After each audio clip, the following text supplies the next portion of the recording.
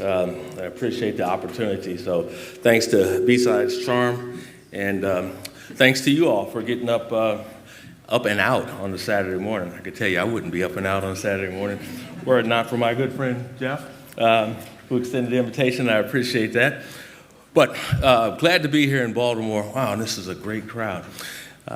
Baltimore, I've got a special affinity for it for a number of reasons. My almost 10-year-old granddaughter was born here, and this does have something to do with what we're doing. She was born very early at St. Agnes Hospital in Baltimore, 1 pound, 13 ounces. And yeah, she literally spent her first 100 days in the NICU at St. Agnes and at Johns Hopkins. And there were a lot of consternation, a lot of prayer, a lot of challenges. But she came up to visit me Sunday, and she is what we'd expect a 10-year-old girl to be, with her old grandfather, full of energy, vibrance, idea, and talking.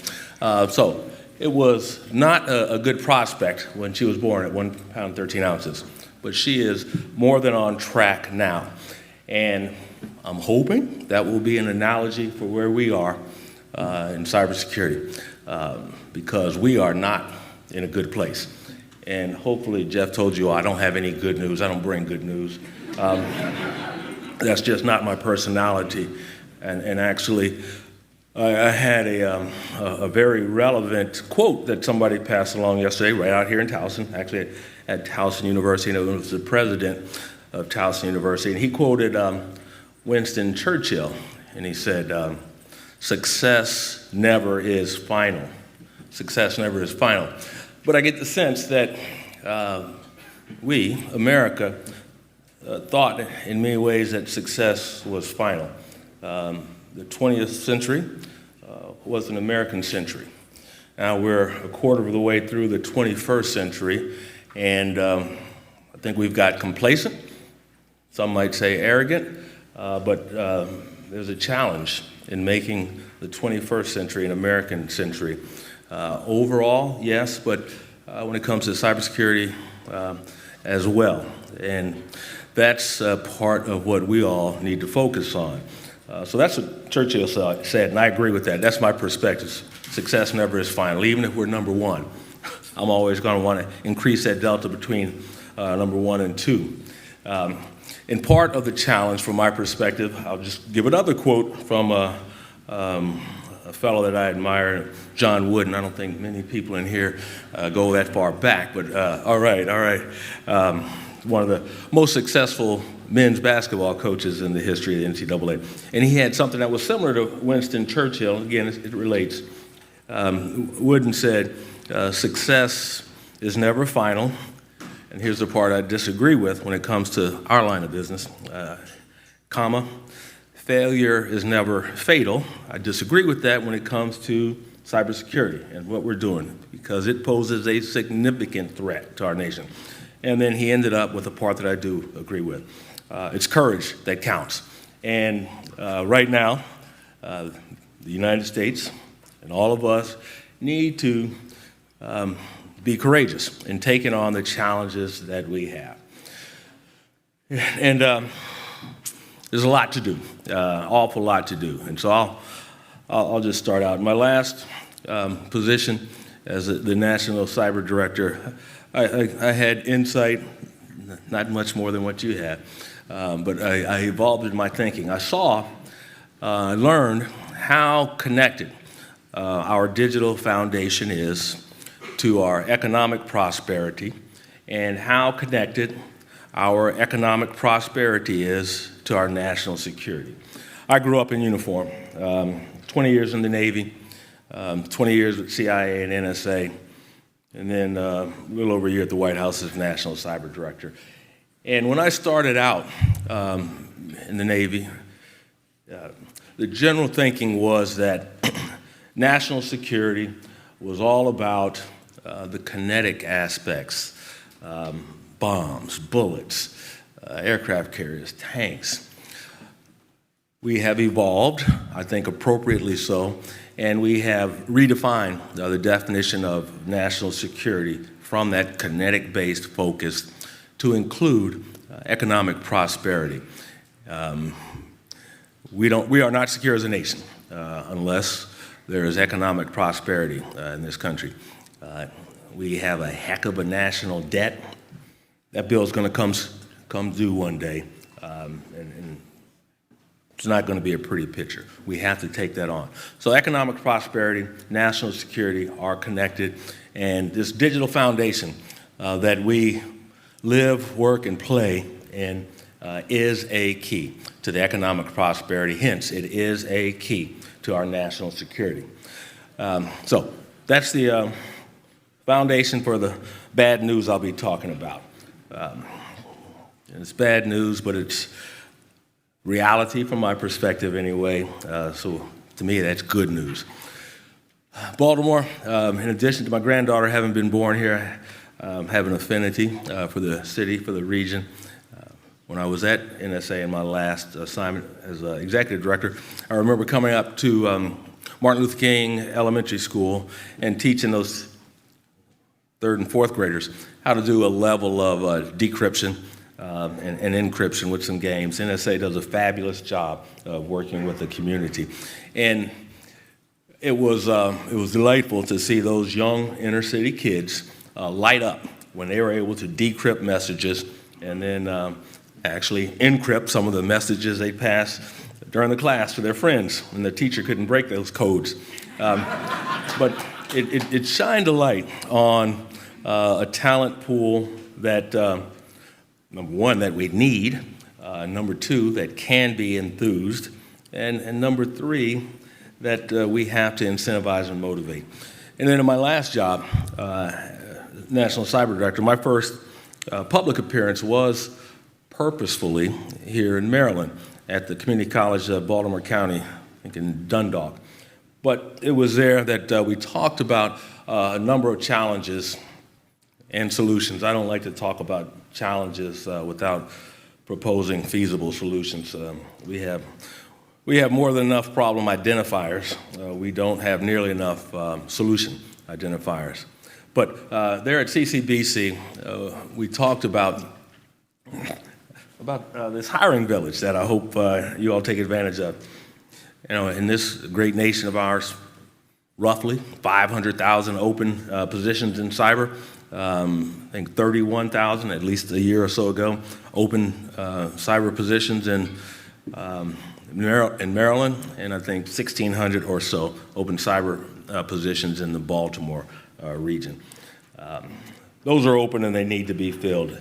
Those are gaps in our nation's security that we have to take advantage of. But one of the things we talked about there at CCBC was pathways to careers in cyber. And I'm just going to touch on this because typically we had been saying, the big we, you had to have these four-year college degrees to make a contribution to cyber. And that could not be further from the truth. But that's where we were at the time. It was that day that myself and my friend, the then acting director of Office of Personnel Management, OPM, agreed to go to a skills-based approach to hiring. The private sector had been doing it in a number of areas, not fully enough in cybersecurity, but they were leading the way, and the government, federal government, participated in that. Too often, college degrees are used as proxies for knowledge. Matter of fact, I have a piece of paper on my wall from, I think, 40 years ago now that says Master of Science in Computer Science. It's worth whatever this thing here is worth. So that's proxy. It's all about knowledge, and that's what we had to get to. But it was purposeful that we were there at CCBC. Surprisingly, some of our federal partners had not been to CCBC. We're not aware of some of the excellent programs they have there to get folks ready to contribute to our nation's economic prosperity and national security. So back to that, excuse me, back to that point. Excuse me. That's good bourbon. Thanks, Jeff. I think one reason that our nation is challenged, again, back to this traditional definition of national security. I'll talk a lot about the good old days, and I'll say that sarcastically. But in the good old days, when I was growing up, it was the United States and our Western allies versus the Soviet Union. And it was all kinetic-based national security. About the only thing that folks that were not in uniform did on our national security front was vote and pay taxes. Otherwise, there was not much of a role in national security for civilians. That has changed so much. I dare say that you all are part of the national security apparatus now. Like it or not, you are. I was down in Atlanta a number of months ago at a security operations center for a major transportation hub and private sector, and fortunately they get it. Those folks that were working in that SOC, I started talking about how they are a part of national security. The heads were nodding, and I said, you all are being targeted by our adversaries and by malicious criminals. They rogered up. They understand that nation-state and non-nation-state actors consider all of us part of the national security apparatus. We all need to recognize that and guide ourselves accordingly. But back to that definition of national security, and used to be vote, tax, but now every time you touch this digital foundation, we are touching on opportunities for our adversaries and malicious criminals to do us ill. We need to recognize that. But it's also incumbent upon the formal national security leadership down in Washington and elsewhere to recognize that that definition has evolved appropriately and that it is no longer just the domain of these multi-billion-dollar aircraft carriers, multi-billion-dollar submarines, jet aircraft, tanks, land-based missiles. That's not just it. As a matter of fact, those marvelous weapon systems, they are marvelous, they don't get built without cybersecurity. They don't get designed without cybersecurity, let alone operated without cybersecurity. And those platforms that I've mentioned, and even our special forces, those knuckle draggers, those snake eaters, they cannot operate as effectively as they need to without cybersecurity. That's fact. That's fact. But our nation, as great as it is, our nation has not recognized and prioritized cybersecurity to where it needs to be. Again, that kinetic stuff does not happen without cybersecurity, period. And frankly, I challenge anyone to take that on. It just doesn't happen. Now, I did hear on the radio one day when I was making that hour-and-a-half drive from Baltimore to Washington, a U.S. senator opining, accurately enough, to where he has never heard a proposed solution that didn't require resources. And I get it. You all know how challenging our nation's economy is right now. But we have to figure out how to put a solid foundation in. Again, for everything we do, it's going to take time. It's going to take money. It's going to take focus. And that's part of my bad news message. I don't know that our great nation is willing to stay focused for as long as it's going to take for us to get it right. And it's going to take years. That's why BSidesCharm and other B-Sides and all of you are so important to helping us get it right. And that's what we need to do. We need to get it right. In many ways, it's as though our nation and our leaders, and I'm not talking about this administration, I'm talking about the last two handfuls of administrations since we've been aware of this challenge. We are operating similar to the way we're treating the national debt, with our heads in the sand, hoping it'll go away one day. It's not. It is not going to go away. America's century might go away in terms of the 21st century, and I sure hope that's not the case, but we have to take action. We have to recognize where we are. That's why I was pleased 31 January 2024 when I had the high honor of testifying in front of a House subcommittee on the cyber threats posed by the People's Republic of China to the United States. And it was a subcommittee chaired by now former Representative Mike Gallagher from Wisconsin.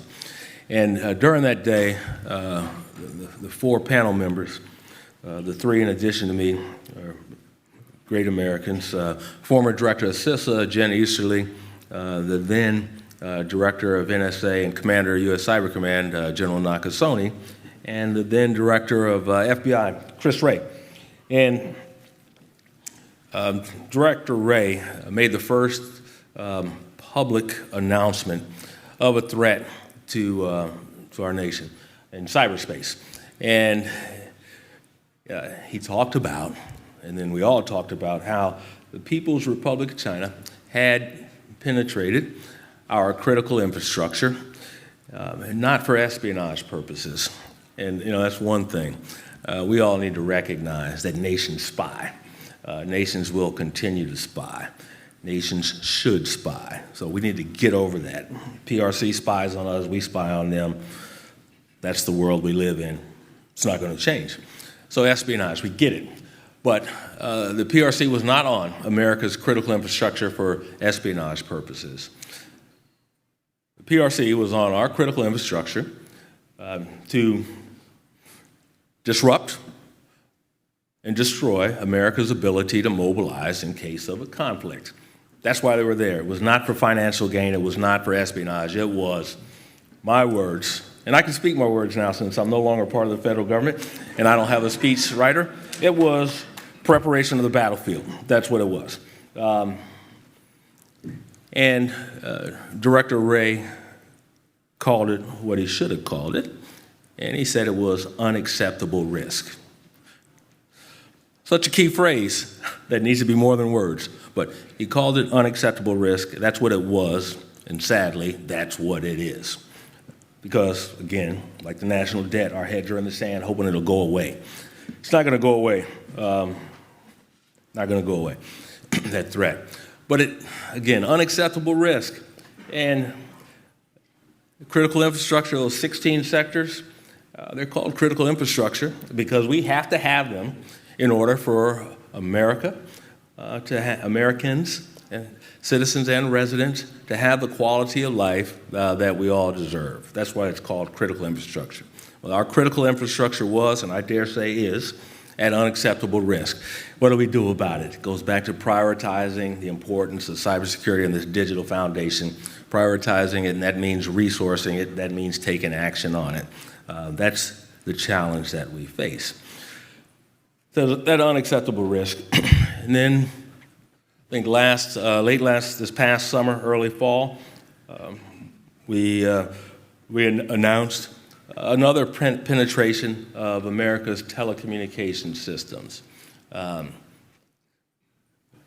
40 some odd years in national security, I have not been aware of any penetration as significant as that. I'm not going to tell you I know everything, but I've seen a lot, but I've not been made aware of anything that significant. More unacceptable risk. And that is that advanced persistent threat impacts, yes, the traditional definition of national security. It impacts the more evolved definition, our economic prosperity, and it impacts, again, the quality of life that each of us has. Part of what we have to do is redefine cyberspace and what it means to engage in cyberspace. If you look at the national security strategy that we have been operating on, I think it was a fine strategy to help guide the national defense strategy as well. It talked about great power competition, and it talked about phases. The first phase, manage the competition. That's acknowledging reality to an extent. Manage the competition. And our major competitor in the world is the People's Republic of China, far lesser extent Russia. And again, back in the good old days, it was the Soviet Union versus the West. And although the Soviet Union had weaponry that could destroy our nation, we had weaponry that could destroy their nation as well. The deterrent concept of mutually assured destruction, mutually assured destruction, served a purpose. After World War II, we went generations, without, and today, still not having had a nuclear weapon used in anger. That deterrent worked and continues to work. We don't have that in cyberspace. So this conflict, this competition phase needs to be redefined with regards to cyber. Those three phases: competition, crises, and conflict. Competition, crises, and conflict. We said that we want to manage the competition to minimize the opportunity to go into crisis. And then we want to manage the heck out of crisis so that we can avoid conflict, essentially at all costs, not almost at all costs. But manage the competition, minimize crises, and avoid conflict. Well, in cyberspace, that does not fit. Does not fit. Every moment of every day, America is under assault in cyberspace, under assault. So we're past that managing competition. Some might say we're in a crisis zone. When it comes to cyberspace, my perspective, with no speechwriter and not needing approval from anybody, we're in conflict every day. And we need to address that unacceptable risk that the FBI director said we're in. We're in conflict. And it's not just the traditional war fighters, if you will. Again, back in those good old days, the federal government protected every American citizen and every American resident from nation-state actors. Think about it. Every American citizen, every resident knew that the federal government was going to protect us from a nation-state actor. That's not the case in cyberspace. You look at what's going on. My small hometown in rural Kansas is under assault every day from nation-state actors and malicious cyber criminals. They're going after the local hospital, the local school system, the local financial systems, and no one, especially our government, should expect my rural hometown to be able to defend itself against a nation-state actor. We got to figure it out. Because the federal government, one of the jobs of the federal government, and again, I'm not talking about this administration, I'm talking about that many administrations. The federal government has to figure out how we protect, again, all of us. You all are probably fine. You know what you're doing. But across this great nation, we need help. Identifying the problem, what's the solution? There's a number, but again, first is recognizing the problem, the significance of it, and prioritizing resource and taking action appropriately. We got to do it. Right now, well, I'll even go to the back to the critical infrastructure sectors. We updated that, I think last summer. And there was a discussion about what should be included, and we kept essentially the same 16 critical infrastructure sectors. Well, one area was left off. That area was space. Space was left off of the formal list of critical infrastructure. And what I had to say back then was, it's not formally documented as critical infrastructure, but we treat it as such. Well, it needs to be documented, and we need to treat it as such because we don't right now. But just imagine what our lives would be like if we did not have the capabilities that we have in space. If you imagine it, and it shouldn't take long, you would easily come to the conclusion that space is part of America's critical infrastructure, and again, needs to be treated as such. So we got to do that. Other things we have to do are some basics. We've known about internet security. We know that the internet was built decades and decades ago. For convenience and for communications. It was not built with security in mind. It was not built for security in mind. But we've operated in it, as though it still is.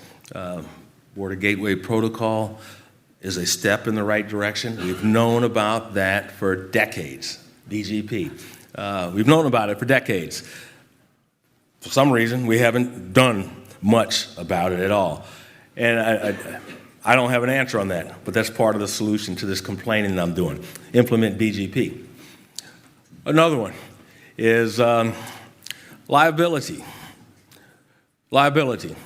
We've got great technical developers, systems developers, capability developers, but we don't have sufficient liability. Yeah, that's overhead. That's going to increase the cost. Yeah, it will, and maybe it should. But on that cost front, I can recall a major American-led industry a few generations ago talking about if you put liability in play, you're going to drive us out of business. That was the automobile industry. We put seatbelts and airbags in, and we're all better and safer for it. Those are the things we got to get right. So liability. We need to hold manufacturers, developers to a higher standard. Not that they're doing anything malicious, but the focus in too many instances on being first to market with the capability as opposed to being secure to market. And we need everyone that's contributing to this foundational cyberspace to be secure to market. Got to have it. So we know things like that we have to do. Another one would be regulatory reform. And regulatory reform is an opportunity to decrease the cost of doing business and increase our security. What's not to like about that?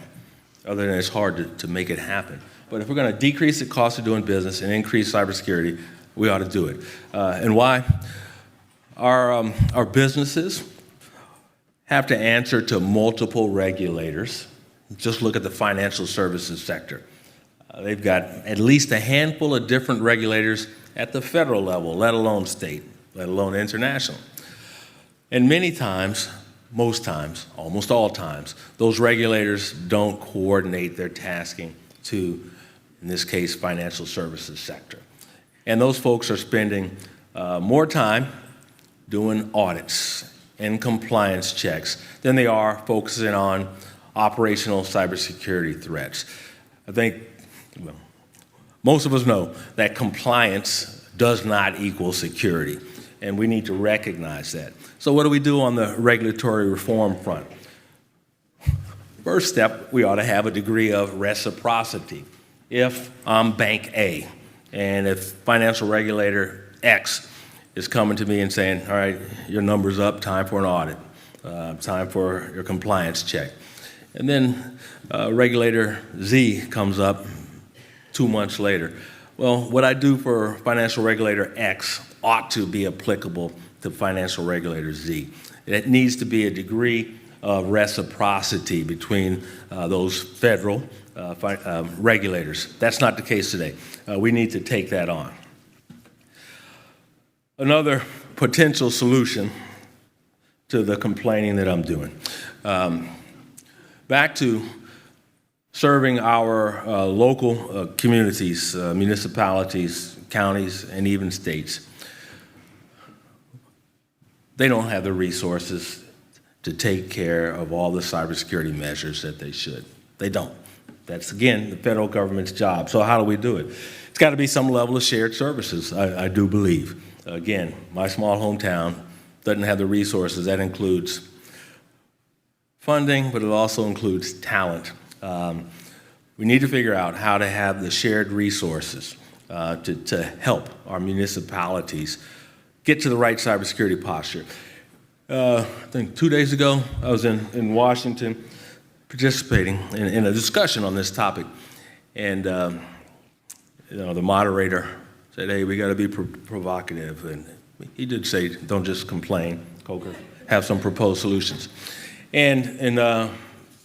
So one of the things I threw out for consideration, and I said, and I was knocking on wood, I was in Washington, D.C., said, I'm sitting here in this building, and I see police cars go by for public safety. I said, but I'm in this building, and I am less concerned about threats to me from a public safety, traditional public safety perspective, because I don't think a criminal is going to come in and get me right now, do me any harm. But sitting there in that well-protected venue, I'm under cyber threat every moment of every day. But there are no local police looking out for my cyber well-being. So why don't we have something like that? Because we haven't prioritized and recognized, prioritized and resourced the foundational nature of our digital enterprise. But I think, now I'll throw out a statement that I can't support with data yet, but I'll get on the Google machine later. I think we have more people victimized in the cyberspace than we do in physical space. And so why not treat it similarly in terms of the protection there? Another potential area to focus on, again, back to that national security, the nuclear triad. I think the new triad has to include today's and tomorrow's threats. Again, that's what you all are taking a look at, tomorrow's threats. So instead of bombers, tanks, and aircraft, the triad now includes artificial intelligence, quantum, and uncrewed platforms. Those are the threats that the military and frankly other parts of our economic prosperity ecosystem need to take a look at. AI, quantum, and uncrewed platforms. That's a cultural change that I frankly think we need to address and resource. Part of that, again, proposed potential solution is Cyberforce, a Cyberforce. Was it you, Kim? No, sir, that was not me. Okay, all right. During the first Trump administration, it came up with the Space Force, and there was a lot of pushback on that from us traditional people. A lot of pushback on it. I think, I frankly, it doesn't matter what I thought. I think it's working out well, and that's a challenge that. This is not political. But some people might take it as that. Folks have said that Trump 1 and Trump 2 administrations are disruptors, and I don't disagree with that. But what I agree with is that disruption is not always bad. And frankly, disrupting the Army, Navy, Air Force, Marine Corps, and putting that Space Force in play, I think that was a positive disruption. I suspect that the current administration will take a look at a cyber force. I know they are. That's more disruption that I don't think is necessarily bad. So we'll see what's happening, and I put that out there because, again, I want to emphasize disruption is not always bad, and we ought to think about whatever the idea is that's coming forward. Before we just write it off. So that's something we ought to take a look at. And then in closing, I'm going to wind down now. Some of the challenges that the U.S. has tried to address via a State Department policy last year was this thing called digital solidarity. It was and is in recognition of the fact that the United States cannot win in cyberspace by itself. We need our partners. That's number one on digital solidarity. The other part I'll add on that is that I was pleased, and maybe this is my one positive thing. I was pleased that the federal government also recognizes that America does not win in cyberspace without the private sector, without security researchers, without big tech. We don't. We are partners in defending cyberspace and advancing the positive aspects of the opportunities that are there. And again, that's a big shift. When I was growing up, it was all about those in uniform. But we realized that we have to have the private sector. We realized that we have to have our allies on our side fighting the fight.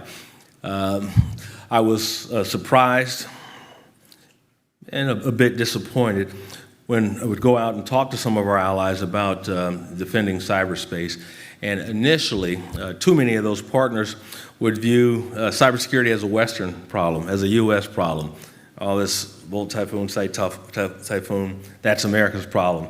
And didn't take much explanation to show them that there's no borders there. And trust me, if they're doing it to us, they're doing it to you. But digital solidarity is getting like-minded nations to work together. For example, ransomware.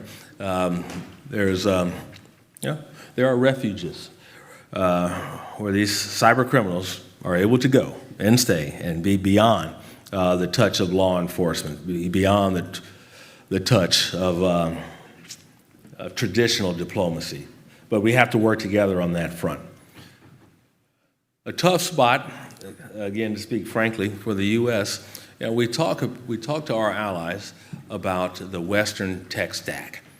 Use, buy, implement the Western tech stack.